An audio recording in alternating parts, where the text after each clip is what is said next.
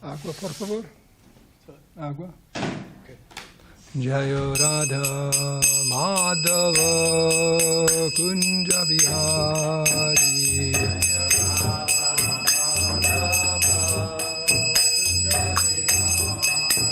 Jaya Radha Madhava Kunja Bihari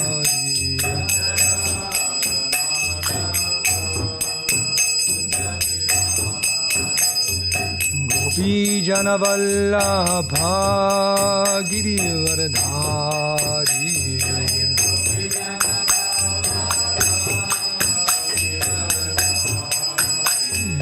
Gopi Jana Vallabha Girivardhari. Hear you. Yashoda Nandana Vraja Jana Ranjana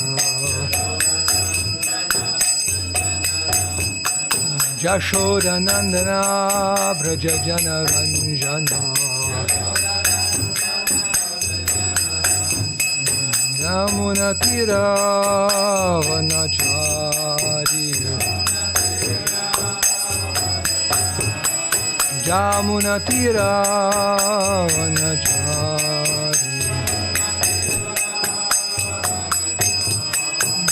Jaya Radha Madhava Kunja Bihari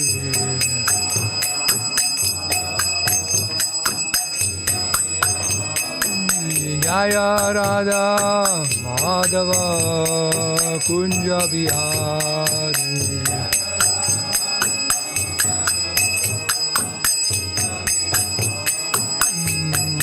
Vijana Vallabha Girivardhari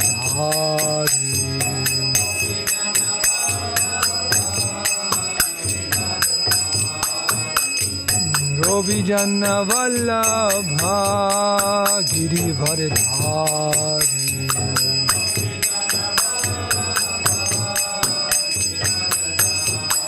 Jashoda Nandana Braja Jana Ranjana Yasoda Nandana Braja Jana Ranjana Yamuna Tira Vanachari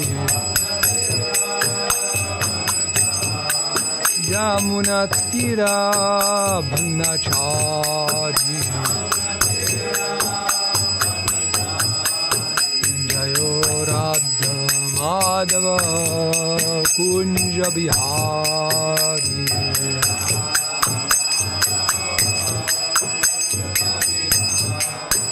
Jayo Radha Madhava Kunja Bihari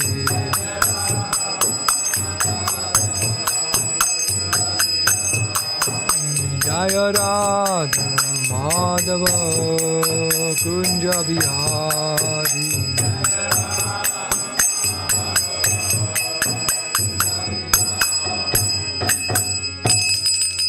Sri Radha Madhava ki Sri Radha Giridhari ki Jai Jai Om Vishnupad Paramahamsa Parivrajaka Jaya Shudra Sri Srimad His Divine Grace Shri Bhakti A.C. Bhaktivedanta Swami Shri Prabhupada ki Jai Jai Om Vishnupad Paramahamsa Parivrajaka Jaya Shudra Shri Srimad His Divine Grace Shri Bhakti Siddhanta Saraswati Goswami Maharaj Prabhupada ki Jai Nantakoti Vaishnava Binda ki Jai Garantara Srimad Bhagavatam ki Jai Samaveda Bhakti ki Jai. All glories to the assembled devotees. All glories to the assembled devotees. All glories to the assembled devotees. All glories, Sri Sri Guru and Sri Gauranga.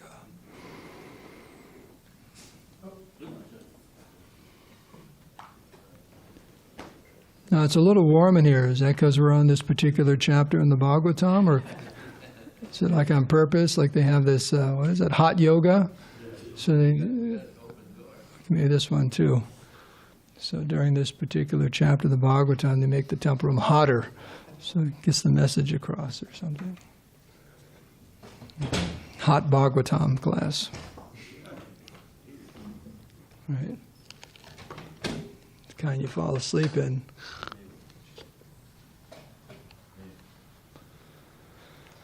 Haribol. I think it's the second to the last verse. This is the well, this is the last torture. Then they kind of recap on what's.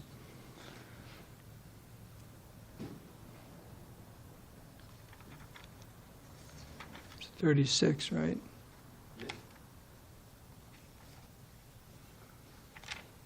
Om Namo Bhagavate Vasudevaya.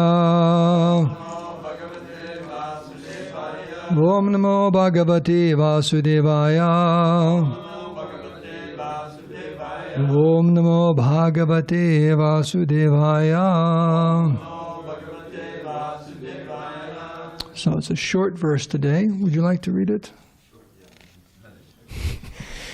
Yastvihava adyadimatmati ahankutis tiryak prekshanaha sarvato vivishanki arta vyayanasha chintaya parishusyamana vidyavadano nivritim anabhagato graha ivat tamabi rakshati sachapi pretya tad utpadanotkarshana samrakshana shamala graha Suchi mukhe narake nipatati yat havat vittagraham papa purusham dharma raja purusha vayaka iva sarvatongeshu sutrai parivayanti.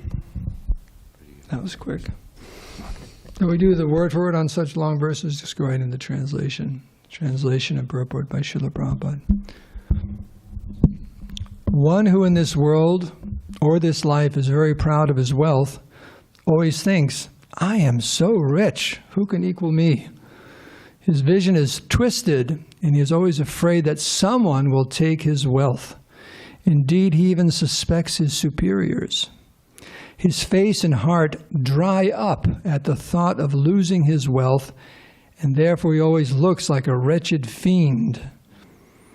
He is not in any way able to obtain actual happiness, and he does not know what it is to be free from anxiety.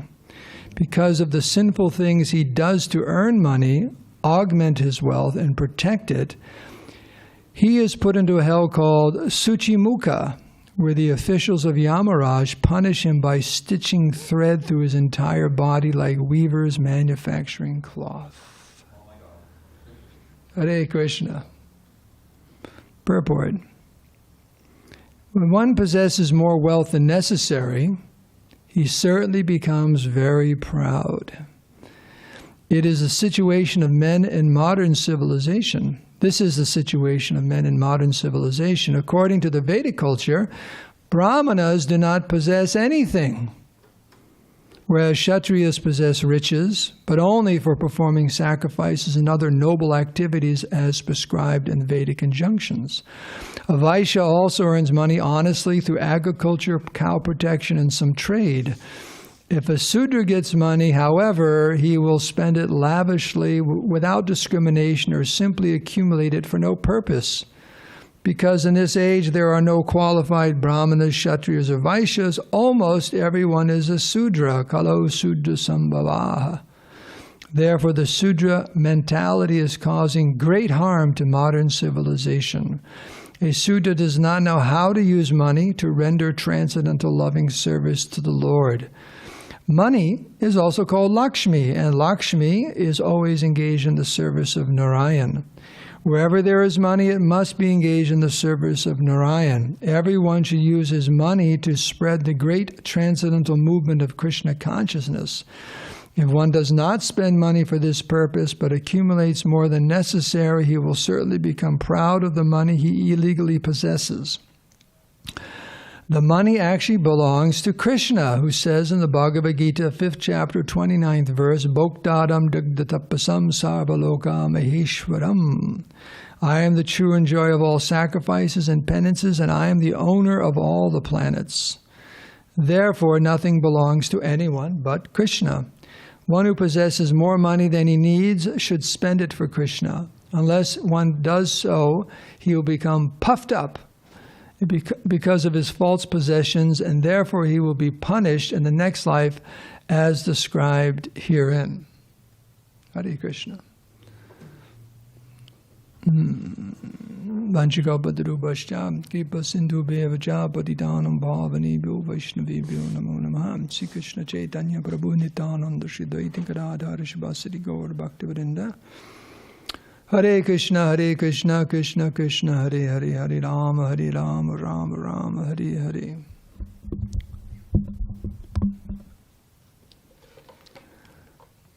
What is the verse by Lord Chaitanya about ha-ha-hanta, about poison, about sarvabhaga niskinchana?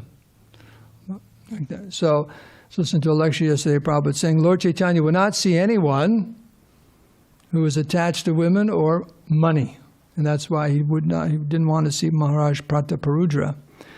And Prabhupada speaking that these are two very dangerous attractions in the material world. He said even one takes sannyas, one has to be very careful. One's renounced everything. But he said you associate too much with materialistic people, because that verse says, if you want to cross the ocean of material existence, you got to be really careful about associating with vishayi, materialistic people, because in their association, once again, you will become attracted to those things that you're trying to give up. He gave the example of Kartikeya, the devotee. Prabhupada said, just like our Kartikeya, he started associating with materialistic people, and we lost him. Because, this was many years ago. So, and Prabhupada said, one takes sannyas, but if one associates and visits the householders, one has to be careful, because one may think, I used to have a nice house like this. I used to have such a beautiful and chaste wife like this. And I had so much wealth. And those things are really nice. What am I doing dressed like this and gave it all up? Why did I give it all up? Right? The desires will come up again. So one has to be very, very careful. Lord Chaitanya set a strict example that one should not associate with materialistic people, because in their association, one's material desires will start manifesting again. That's association. Association. Why do we associate with the people we do associate with? It's because we like their association. Well, they say birds of a feather flock together, or like minds, right? You're going to level off with the people you associate with. There's a thing I read a few years ago about wealthy people, and it said you will become like the 3 or 4 people you associate the most with. So think about that. The 3 or 4 people he's moving away. The 3 or 4 people you associate the most with, have the strongest relationship with, you'll become like them. And that's why well-to-do people do not associate with people who aren't well-to-do. You'll see they always keep themselves in the company of others who are making a lot, well-to-do, making a lot of money, prosperous, successful, right? Because you'll become like, and they know that. Association is so powerful. Even Hiranyakashipu, he knew that. He gave the example, it's just like a crystal like chandelier, that those crystals, they reflect the light. The same way our hearts reflect whoever we're associating with. So to be very, very careful about who we associate with. And it's very difficult in this day and age, because you don't have to be personally present with anyone anymore. You simply pick up your cell phone and you can associate with all kinds of people and things all over the world, right? That's Sangha also. It's called digital Sangha, right? Or cell phone Sangha, or iPad Sangha, or computer Sangha. So one has to be very, very careful. So it's described here, the destination of those who are very greedy, and this idea of accumulating more and more wealth. Because for a materialistic person, even Krishna says in the Bhagavad Gita, he describes in that 16th chapter about what a materialistic person thinks. Right? Aham bhogi ishwaraham. I am the enjoyer. Right? I am the controller. I'm perfect, powerful, and happy. Like that. So, that expression, it goes to your head. That when it goes to your head, so it probably uses the word pride in here many, many different times. When one has facility for enjoying, one becomes very puffed up. Because the material world, the psychology of the conditioned soul is, I'm a competitor of Krishna. Krishna is the Bhoktadam, the verse here in the end of the 5th chapter. Right, that Krishna says that I am the Bhokta, I am the enjoyer. Bhoktadam dagnatapasam sarvaloka maheshwaram. I am the supreme enjoyer. Bhokta means enjoyer. Krishna is really the enjoyer. It's all his, just like Mani Bandhana. Your possessions, they're for you to enjoy, right? Sure. The point I'm making is that Rasika can't come over and just wear your dhotis and empty your refrigerator, and maybe you can. Do you do that? You live with them? Oh, sometimes. But you're not supposed to. They're his, right? So your possessions are yours. And even that's there in the Upanishad, that everyone has their quota, and you can enjoy it. That's just natural. You can't. People have to have something, but whatever you have, that's for your enjoyment. Okay? But when you start trying to enjoy someone else's property, there's problems. But the thing is, what we're seeing here is that Krishna is the owner of everything, Sarvaloka Maheshwaram. So actually, everything is actually his and is meant for his enjoyment. And when you have a different idea that, no, I mean, even you can be a pious person and say, that's for Krishna and this is for me. Right? You come to the temple and, certain donation for Krishna, but the rest I'm keeping. Right? Just like some people have they make a certain amount of money and they write out a certain percentage every year, I'll donate to charity, I'll donate to the temple or the church or whatever. So 10%, 20%, but the 80% I'm keeping. Right? That. Okay? So, but this is, Prabhupada says you're a thief. Because you're trying to enjoy someone else's property. That's the definition of a thief. You just go and take someone else's property. Just take it. I remember it was Christmas morning. Many years ago, I was living in a house next door, the lounge with my family. Walked out the front door, my car was gone. Merry Christmas. And someone took it. Found it about 2 weeks later, about 4 blocks over. Some kids must have taken it for a joyride, but what a feeling. You walk out and your car's gone. Someone just took the car. My car. I needed it for my service, but it's just gone. So the point is, everything belongs to Krishna, so why shouldn't it be used in his service? That doesn't mean we don't have anything. We take what we need. This is the Vedic conception. What is that? Ishavasham idam sarvam. Yat kinchat jagat.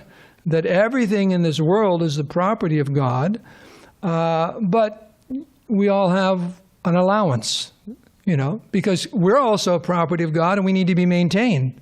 So Krishna's taking care of us also, but Prabhupada begins the purport by saying, when one possesses more wealth than necessary, the problems begin.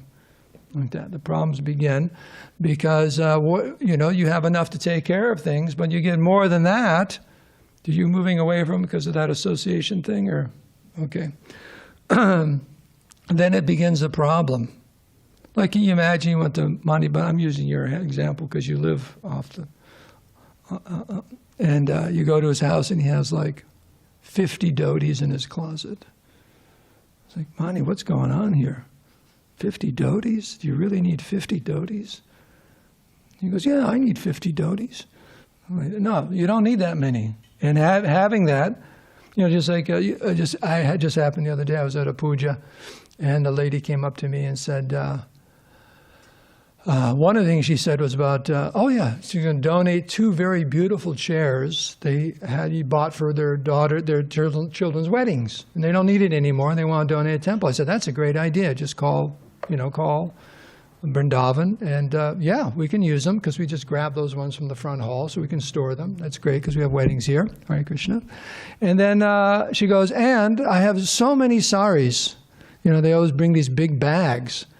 And so many have not even been worn.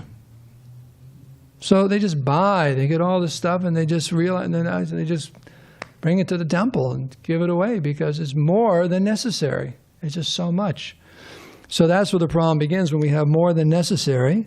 And Prabhupada goes through the different orders of life. The Brahmanas are supposed to have no possessions. I mean, there's the mentality, understanding, Brahmana, that nothing belongs to me, but also they have a very, very simple lifestyle. And Prabhupada many times would say that the standard was that whatever charity a Brahmin got during the day, he'd give it away by night. So he'd start the next day without any possessions. Of course, they lived in a culture where you could expect some charity the next day, right? There would be some pious people or the king or whatever would take care of you, but you wouldn't stock anything. You just depend upon Krishna, because Krishna's in everyone's heart, and he'll make that arrangement. And this way one's mind is peaceful, because as is described here, and as we all know, as soon as you get money, especially more than you need, there's a lot of anxiety about what's going to happen to it. Who's going to take it? In fact, the Sanskrit here is, expenditure and loss. This artha vyaya nasa chintaya.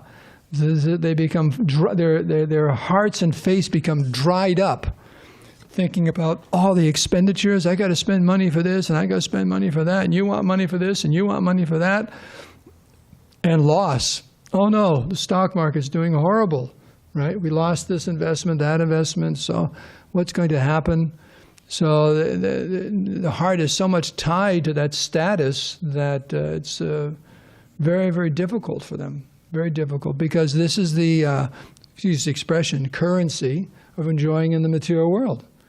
When you have some facility, and in today's society that means money, monetary system. You have some facility for enjoying. And according to everyone's karma, they'll get a certain amount, you know. And it doesn't matter whether you have $5 or $5 million, it depends on your mentality. Yeah, there's a story in the Bible about Jesus Christ and his disciples in the synagogue. Just at the synagogue, doing whatever they did at the synagogue, probably chanting the holy names of the Lord. And they're sitting there and they're watching the different people come in and go up to the hundi to give a donation. There's actually, we're not the only religion that has a donation box. And watching different people coming. I guess you call it people watching, right? That's what they call it, people watching. So they're watching these different people come in. And this old woman, poor lady, came in up to the hundi, and she just had one little coin. And she put it in the donation box and then started walking out. And the disciples said to Jesus, shouldn't we go get her and just give her that money back? I mean, look at her. She has nothing. And she just gave probably, all she had, that coin. And Jesus said, no, that's her devotion. That's wonderful. That's what she wanted to give. That whatever it was, what is a currency in Jerusalem 2,000 years ago? Shekels even 2,000 years ago. I don't know, I'm asking. Good guess. Shekels. So one little shekel there went into the hundi. And but that's what he said. No. He said, this is wonderful. That's what she wanted to give. You go up there and get that coin and bring it back to her, you'll break her heart. Because out of devotion she wanted to give that, to the Lord. So, someone puts one coin in, that could be everything they have. And someone else would come and drop, a few $1,000s in the hundi, and that's nothing. It's nothing. It's just a little something. So there's two things. The amount, like Prabhupada said, Krishna doesn't see what you give, he sees what you keep. But it's also the mentality. It's the mentality, because for one person, they're picking on him? They're going to hang him upside down outside, shake all the money out of his pockets. Otherwise, that's going to happen to you, Prabhu. Hare Krishna. So that's a lesson for us. I mean, how much are we holding back and how much are we giving? And it's not just money. It's everything. The verses are there. You have your money, you have your intelligence, you have your words, you have so many different assets. How much are you using in the service of the Lord, directly and indirectly, and how much you're using for other things? And the purport here is explaining that when we use it for other things, we get into trouble. It just causes so many problems. Ultimately, if one is very, very materialistic and envious and uses one's facilities and money specifically illegally and to hurt others, people actually use their money to hurt others. Right? They do.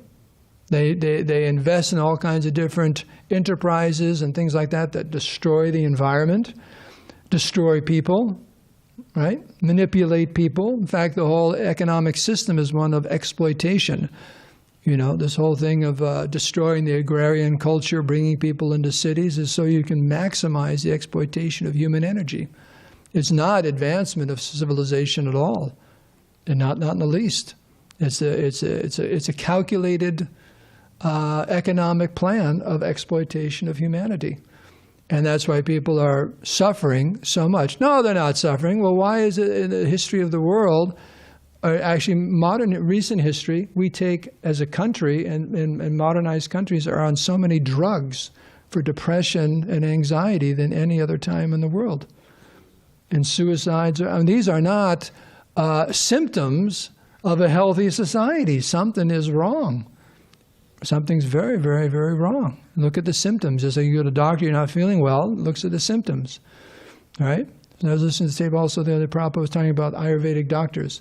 Simply from the pulse, they tell, I mentioned this the other day, because it was like there's actually Ayurvedic doctors today maybe do 10 different pulses or 12, but actually there's 60 something.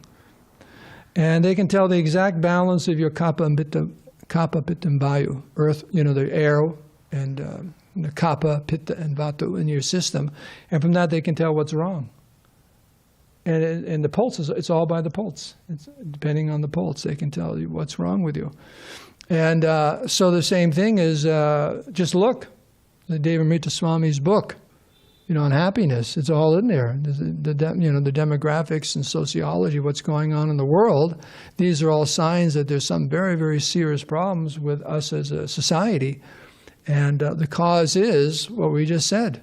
The overemphasis on material things and the systematic attempt to obliterate spirituality.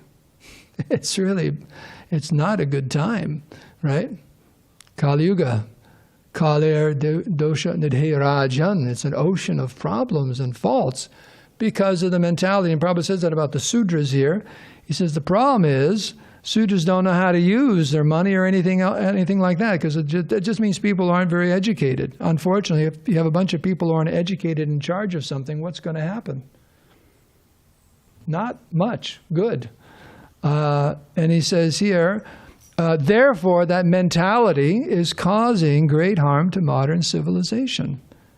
They just know how to do it. They just don't know how to, you get someone who doesn't know how to drive, put them in a car, what's going to happen? Some serious problems, right? Or how do you do anything? So they don't know how, there's no training, so that's the problem. So, I'm looking at the non-existent clock here. What time is it, by the way? You're looking over my shoulder? 8, oh, so we're good. Oh, let's get a little bit of time here. So what's described here is the person who is, people who are on the fast track of getting into a lot of problem because of the wealth. It's rare to find someone who is trained, because there's nothing wrong with wealth.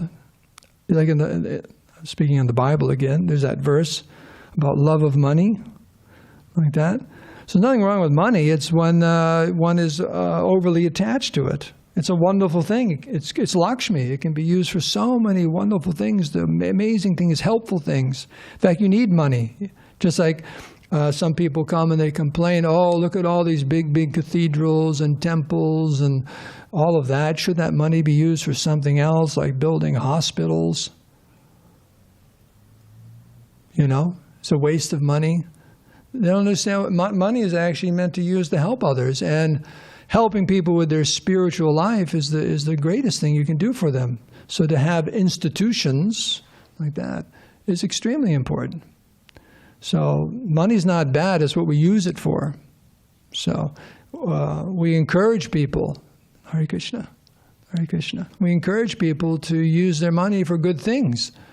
That's what that's the definition of a intelligent human being, like that. They use, but when you start using it for other things, and like the thing that miser. What's a miser? This keeps collecting money. Just like they asked J. Paul Getty, he's a very wealthy, the oil industry and so on, the last century. Very, very wealthy. Unfortunately, he had that foundation he has his art museums and so on because he started collecting so much art from all over the world. He had it in his house, and then it overgrew, and he just opened the first Getty Villa, then the other one was opened. He passed away years ago, but so wealthy.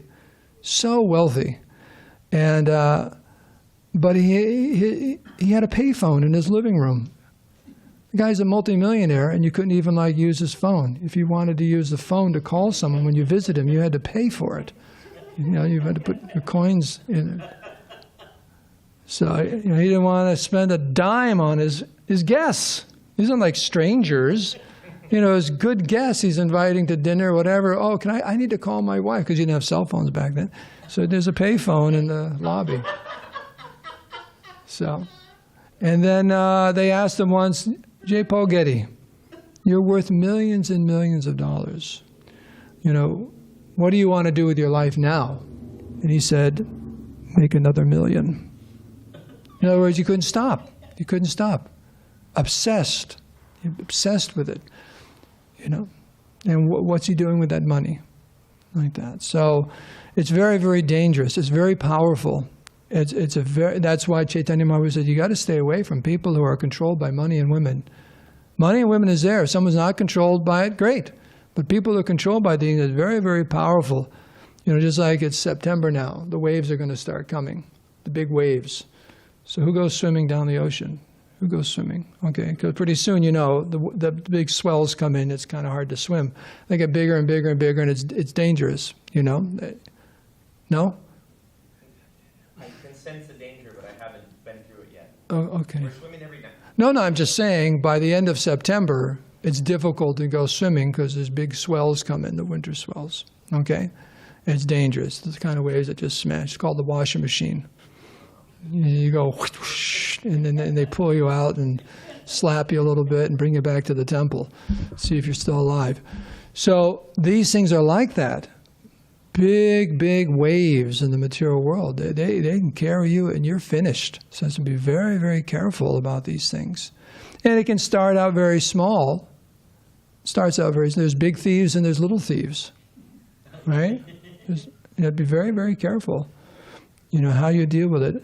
It's intoxicating. A good example, this gentleman, Jim Rohn, said that he taught his children from a very, very young age that every dollar you make, you give 10 cents to charity.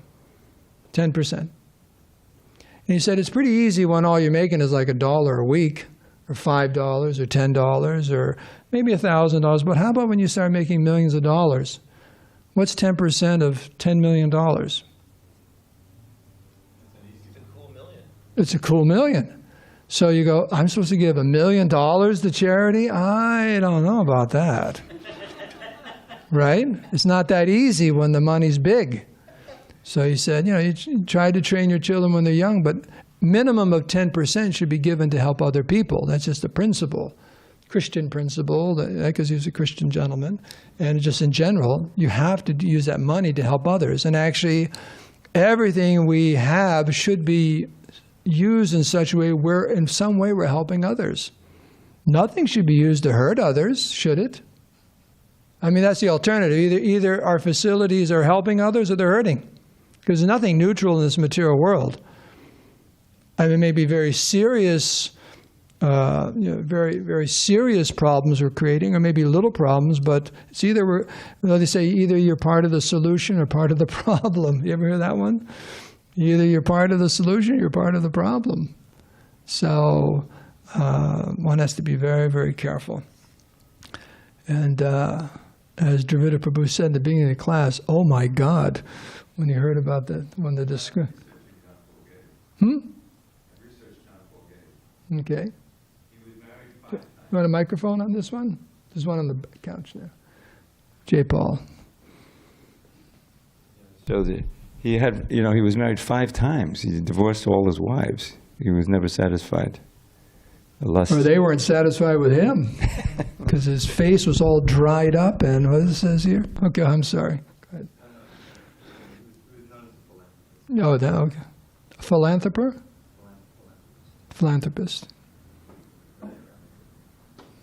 I think he's American citizen, but he lived overseas also in England or something, probably for tax evasion and different things like that. But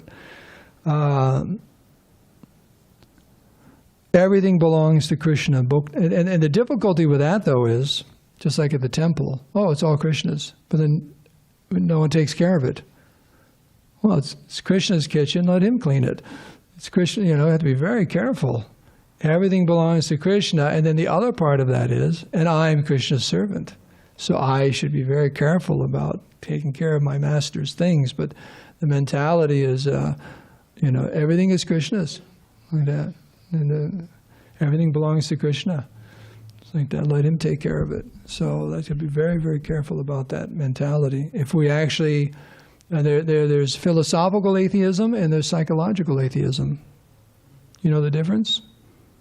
Do you know the difference? You're raising your hand? Philosophical, or theism, you could say, or you believe, yes, there is a God, philosophically. But psychologically, if you don't actually act on that, then it doesn't have much. It's just, what do you call that? Lip service, like that. It's lip service, like that. So let's be very, very careful. So there's philosophical and there's psychological. What are we actually thinking all day? Are we thinking Krishna is the center of everything? Bhaktanam, Jagya Bhaktanam. He's the supreme enjoyer. Sarvalokameshwaram, Suridam Sarvabhutanam. Are we thinking like that? Or are we thinking, as the verse in the Gita, Aham Bhogi Ishwaroham. Right? I am the enjoyer. I'm like that. So at every moment, we are trained in that line. We have been trained for millions and millions of lifetimes in that line. So it's not so easy to go like this and go the other way.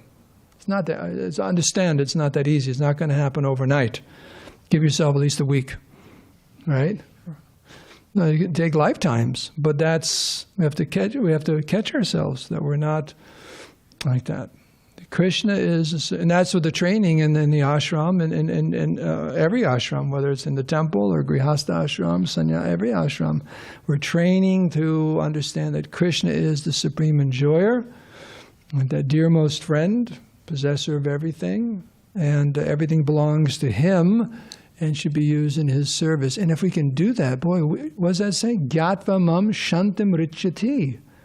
We'll be so peaceful. Why do you think there's so much unrest and anxiety in the world? Because everyone's fighting over Krishna's property, right? No, it's mine. No, it's mine. It's mine. No, it's mine. It's ours. They think that's even more, it's ours. It's not mine, but it's ours. It belongs to America. No, it belongs to Russia. No, it belongs to China. No, it belongs to India, right? And then you have all these international things going on. Ours. So, but that's all bogus. That's what probably you never hear about nationalism in the Vedas. Our country, it's something that came, there's a whole history of nationalism, anyways, in Europe and so on. But no, everything belongs to Krishna and should be used in his service. And that's a very lofty, spiritual reality. Because if it was ours, why is it taken away from us? Right? Edana yobana, we talked about that last class. Edana yobana puta parijana. All this is taken away. Our youth, does anyone see their youth taken away? Yeah. So Kripa May, she sent a text the other day to my wife, and she said, time has an amazing ability to erode, it's an eroding factor on our bodies. Eroding, that's the word she used, eroding. It just starts, it's gone. Dana. Dana means wealth. Money goes, it's all gone. Dana yobana, your youth and all that. Everything it's all taken away. So it's not ours. children, they grow up. There's a Prabhupada Das used to say, yeah, you grow up and then all you are is a happy birthday card to your kids once a year. You know? Work so hard to take care of, and then you just become now it's just text. You don't even write a birthday card and spend 52 cents for a stamp. You just send a text. Hey, Pop, happy birthday. And a little emoji or something, right? A little face or pranams if you're a devotee. That's all you get. That's all you get. So you have to think about these things. A devotee is manishina, very, very thoughtful, because we're not saying anything that's not real. If you think about it, people don't like the message, but they can't say it's not real. It's true. Who's going to say, no, my youth is eternal. My money is eternal. My power, my influence is eternal. It's not. It's all going to go. So I think we can end here, right? Okay, I'm watching your eyes. Hare Krishna? Hare Krishna. Are there any questions from anywhere? From Zoom, there's a question. Please, Mr. Zoom. But Dharmasetu Prabhu, I can wait if the temple room devotees want to present to you their questions. No, you're already speaking, though, so let's go ahead. Okay, so Dharmasetu Prabhu, Dandavat Pranams, thank you very much, you're very kind. Prabhu, in accordance with the purport to the text 36 you chose for today, we see that the ones who become proud or puffed up because of their false possessions, this is related to the last sentence of the purport. They will become punished. But what confuses me is that, and I need to know the difference, is that Srila Prabhupada himself, if I'm not wrong, and correct me if I am wrong, I think he said once upon a time when he was present on the planet to one of his disciples, or maybe during one of his morning walks, he said that I hold my head up high because of being proud of my spiritual master, Bhaktisiddhanta. So based on this, my question is, what is the difference of the pride of Srila Prabhupada exhibited because of being proud of his spiritual master and the false pride of the one who is going to be punished by Yamaraj? Okay, so about pride. What's proper pride? To be proud that you have such a wonderful spiritual master, or to be proud that we have such a wonderful Krishna, just like that chapter in the Krishna book, Wonderful Krishna. That's proper. That we should be, because they are so extraordinary, and they're our well-wishers, so we should be proud of them. The other kind of proud is false pride, where we think we are so special. And such a mentality is not Vaishnav. Such a mentality is destructive to the point where, not that one feels that they're like, what is that, the difference? One thinks, there's a difference. Real humility is to think of yourself less often, and then the other false is to think of yourself less. See the difference? In other words, I'm so fallen and lowly, I can't even do anything, Prabhu.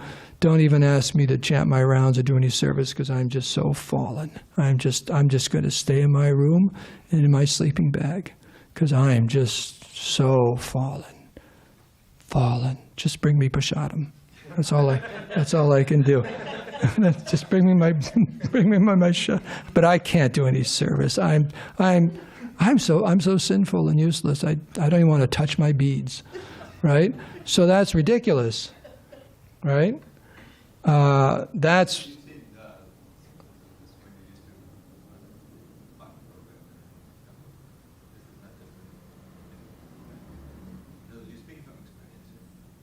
the microphone, please. No, he's just asking my speaking from experience. Yes, because this is who I am. I'm telling you what I'm like. But I'm pushing the envelope a little bit, but that's the point, is you think, oh, we're so fallen, we can't do anything. That's ridiculous.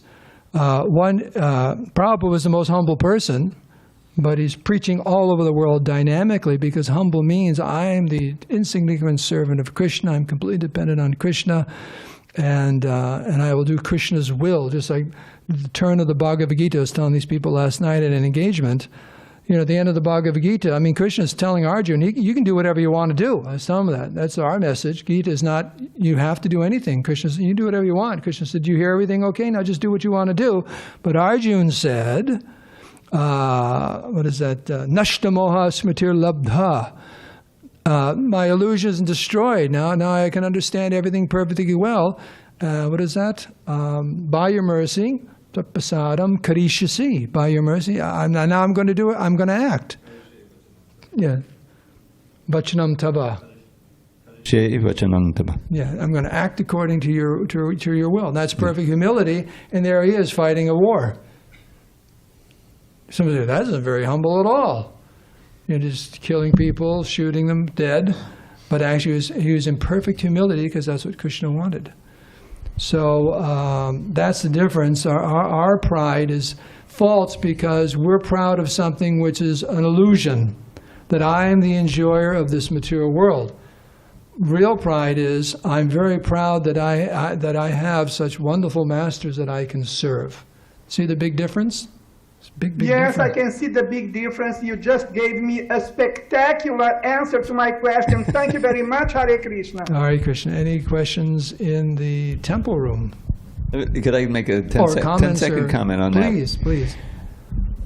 During my work on the Vyasa Puja book this year, there was a wonderful offering from a lady devotee in Abenteuer, Germany, and she said, you really stopped me in my tracks. I listened to a tape of yours, and you were saying that the most important symptom of love is the desire to see the loved person glorified and the glory spread all over the world.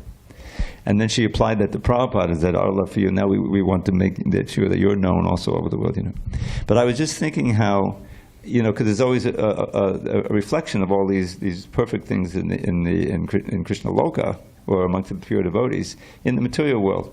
And you feel how a mother is proud of her child, because her child wins some prize, or she comes in first, And so that's an aspect of her love, because here's this child, and she's happy for that child's happiness, and so she's proud of her child.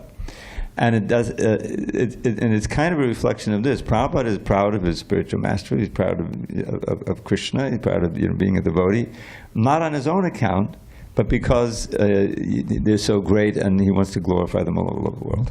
So it's like anger. We were talking about anger. Someone asked me about I think it's the same person, Vijay Krishna, about anger on my watch yesterday, 2 days ago, and Prabhupada used anger. He became angry sometimes with his disciples, out of wanting to guide them, like a parent becomes angry when a child is about to walk into the fire or whatever. Stop that. But then it's gone. It's like a passing storm. Whereas if someone cultivates anger, it's polluting to the whole body. It's actually because it's selfishly, it's the mode of ignorance. This is the pure mode. So it looks the same, but it's different. The pride. Right, that anger is a continuous frustration of your enjoyment being thwarted, and you start taking it out on everyone. That's what it is. Angry people mean they're miserable because they can't enjoy, and they're just taking it out on everyone. So you just run the other way. Also, faking it being religious in order to. Just like they're giving the charity. A lot of these guys, they became like Carnegie. He was very wealthy, and people were upset about. There was this one journalist who was criticizing him, and so he started these libraries, public libraries. He started all that, as a charity, as just to look like a good person, even though he's Ishoro Hambogi. So a lot of all these real wealthy guys will make a foundation. Yeah, but actually, they found a note in his desk after he passed away. Dale Carnegie, that's how they say it in Australia and New Zealand. I don't know if that's Dale Carnegie instead of Carnegie.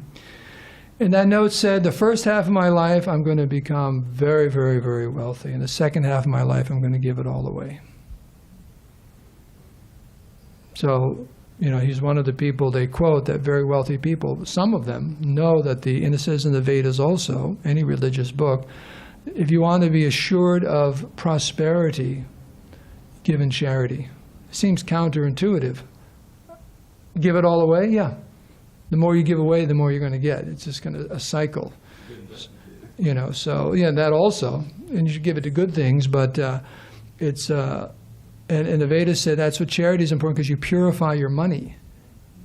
Because you know, there's sometimes you make money in business and it's a little bit in the gray, or in the dark, or the black market, or whatever. But it says by just, you know, Baba said about the hundi, just have them put in the hundi. You know, you purify your income by giving in charity. So one should always, that's one reason, you know. Not that people should not be engaged in sinful activities as far as making money, but whatever it may be, you purify it by giving in charity like that. So it's important. It's extremely important. And in any position of power, you have to see yourself as a representative of the Supreme Lord. Financial power, political power, educational, guru, you're a representative, so you should be helping others. So help other people by teaching them, help other people by charity, help other people by management. You're managing the temple, you're managing San Diego, you're managing California, the world, the universe. Lord Rama is thinking like that. I got to manage this universe for Krishna. You know, make sure the whole universe is going well. How'd you like to have that as your next job, Tyler? You graduate from Temple Commander to Lord Brahma. Big headache. Does he have an assistant? He's got four Big headaches. headaches. 4 headaches. He's got 4 headaches. Like that. So any other questions or comments, or we should end here? Yeah. I'm just asking you. Okay. You're the Bob, Temple Commander. Francis, okay. I just had a brief. Warren Buffett, he's one of the most wealthy. He has this buy and hold strategy based on intrinsic value. Like a company might be temporarily in trouble, but he knows that there's true value there. So he buys it, holds it, wait till the value is shown. He's one of the wealthiest people in the world. When he dies, he's giving all his money to charity. He's giving it to the Bill and Melinda Gates Foundation, because Bill Gates in his retirement has like run algorithms to say, what are the biggest problems in the world? Let me use this wealth to try to solve them. So because Warren Buffett only knows the stock market, he's leaving all his money to someone who's expert at using algorithms to use charity, you know, to take it towards charity. So I thought that was pretty cool, that he's leaving his money in the best value, you know, for charitable causes after he dies. So pretty good use of his wealth. I hope so. But my question was about John and Robert F. Kennedy. So they had power, they had beauty, they had all the opportunity. You looked young forever. They were brilliant. They could do whatever they wanted, right? I mean, president, district attorney. Even his son, you know, became an attorney. And his distant relative, Tim Kennedy, is a senator because his name is Kennedy. You know, like the power goes on forever. So what does someone like John Kennedy do? He's not necessarily born in a Brahminical family with devotees, but he has every opportunity to do anything he wants. So let's say we're born in that situation where we have all of those things. We're rich, we can stay young, we can do whatever, but we're not part of a Brahmin family. What should we do if we're in his situation? I just mentioned that. Yeah. Exactly what I just said. That's why I'm asking. Whatever position you're in, use your facilities to help others. So one may be a Brahmin, one may be a Kshatriya, Vaishya, Sudra. The point is all 4 orders of life and all 4 ashrams, it's all Krishna-centric. But I'm asking, do you think he should go to law school and become president and then be like, I'm a devotee, or should he drop out, be gurukul, and be a devotee that just kind of has smaller influence but powerful? Because he's in a minority. Well, I'm not the right nation. person to ask, because I don't know him personally and his karma and his chart and all Okay. that. But the point is, one should be intelligent, and in whatever position in life you're in, figure out how to become God conscious, Krishna conscious, and use whatever you have to help others. Now, what a wonderful mentality. Can you imagine if everyone had that mentality in the world? Not that I'm going to become rich and help people. Like Prabhupada had a plan, right? Oh, I'm going to become very, very rich and support my spirit. But Krishna had a different plan for him, right? So we don't know. All right. But the mentality never changes, that whatever situation I'm in, I should always be trying to help people. First, in their spiritual life. Second, in just their material life. Just being comfortable and being charitable. Because there's so many problems, like you're mentioning, all those what do you call them? Algorithm, the mathematical determination. Algorithms, Yeah. I mean, there's a lot of those. There's unlimited of those about the problems in the material world.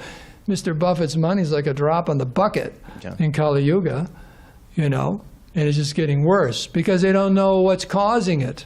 They don't know the real cause. The bad karma. Are they all vegetarians? The biggest destroying, thing that's destroying our environment and all that is the meat industry. Are they going to stop that? Is that in the algorithm? Let me give all my money and I will close down all the slaughterhouses. Okay, Mr. Buffett, thank you very much. Right. You got it right. But that's not in the algorithm. Yeah. No way. No, they're curing malaria in Africa. So, I mean, not saying they're not doing any good at all. But the point is, your question, what should I do? You can ask your spiritual authorities or intelligent people. And that always comes up. Everyone, as they go through life, what should I be doing? What's the best thing I can do for myself and others? So you speak to intelligent people, wise people, guru, as what Arjuna did in the beginning of the battle of Kurukshetra, right? I'm in anxiety. I don't know what to do. Please tell me. Please instruct me. Shishasteham tvam was that Shishasteham sarimam tvam prapanam. I am a soul surrendered to you. Please instruct me. I guess if I may, what I'm ultimately asking is if you're born, there's so few people that are born wealthy, beautiful, power, influence. Do you have a responsibility to utilize that? Yes. Okay. Yes. Yeah, instead of just go to a cave and chant, hey, it's good for me, but if you can be president, maybe you can use that influence. Absolutely. Okay. Okay. All right, let's be born Kennedys next life. There's not too many cave chanters around anyways. Like that.